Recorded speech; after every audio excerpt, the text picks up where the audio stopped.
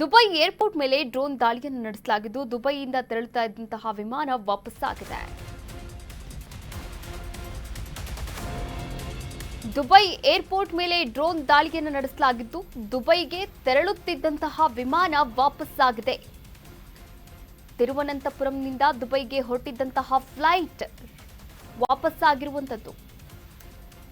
Emirates TRVDX B ವಿಮಾನ ವಾಪಸ್ಸಾಗಿದೆ.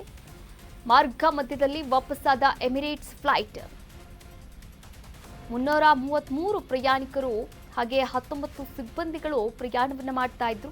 ಈ ವಿಮಾನದಲ್ಲಿ ಇಂದು ಮುಂಜಾನೆ 4:40ಕ್ಕೆ ಹೊರಟಿದ್ದಂತಹ ಎಮಿರೇಟ್ಸ್ ವಿಮಾನ ಬೆಳಿಗ್ಗೆ 8:40ಕ್ಕೆ ತಿರುವನಂತಪುರಂಗೆ ವಿಮಾನ ವಾಪಸ್ಸಾಗಿದೆ. ದುಬೈ ಏರ್ಪೋರ್ಟ್ ಮೇಲೆ ಡ್ರೋನ್ ದಾಳಿಯನ್ನು ನಡೆಸಲಾಗಿದೆ. ಈ ಡ್ರೋನ್ ದಾಳಿಯಿಂದ ಟ್ಯಾಂಕರ್ ಕೂಡ ಹೊತ್ತಿ ಉರಿದಿರುವಂತದ್ದು. ಇಂತಹ ಸಂದರ್ಭದಲ್ಲಿ ತಿರುವನಂತಪುರಂನಿಂದ ದುಬೈಗೆ ಹೊರಟಿದ್ದಂತಹ ಫ್ಲೈಟ್ ಮಾರ್ಗ ಮಧ್ಯದಲ್ಲಿ ವಾಪಸ್ಸಾಗಿರುವಂತದ್ದು. ಎಮಿರೇಟ್ಸ್ ಫ್ಲೈಟ್ 353 ಜನ ಪ್ರಯಾಣಿಕರು ಹಾಗೆ 19 ಸಿಬ್ಬಂದಿಗಳನ್ನು ಒಳಗೊಂಡಂತಹ ಎಮಿರೇಟ್ಸ್ ಫ್ಲೈಟ್ ಮುಂಜಾನೆ 4:40ಕ್ಕೆ ಹೊರಟಿತ್ತು.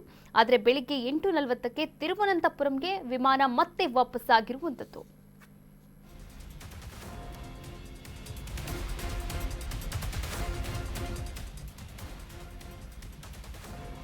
ದುಬೈನಲ್ಲಿ ವಿಮಾನಗಳ ಸಂಚಾರ ತಾತ್ಕಾಲಿಕ ಸ್ಥಗಿತವಾಗಿದೆ. ಎಲ್ಲಾ ವಿಮಾನ ರದ್ದುಗೊಳಿಸಿದಂತಹ ಏರ್ ಇಂಡಿಯಾ ದುಬೈಗೆ ತೆರಳುವ ಹಾಗೂ ದುಬೈಯಿಂದ ಆಗಮಿಸುವಂತಹ ವಿಮಾನಗಳು ಸದ್ಯಕ್ಕೆ ಕ್ಯಾನ್ಸಲ್ ಆಗಿದೆ. ಏರ್ ಇಂಡಿಯಾ ಎಕ್ಸ್‌ಪ್ರೆಸ್ ಫ್ಲೈಟ್ ರದ್ದು ಆಗಿರುವಂತದ್ದು. ದುಬೈನಲ್ಲಿ ವಿಮಾನಗಳ ಸಂಚಾರವನ್ನು ತಾತ್ಕಾಲಿಕವಾಗಿ ಸ್ಥಗಿತ ಮಾಡಲಾಗಿದೆ. ಎಲ್ಲಾ ವಿಮಾನಗಳನ್ನು ರದ್ದುಗೊಳಿಸಿದೆ ಏರ್ ಇಂಡಿಯಾ.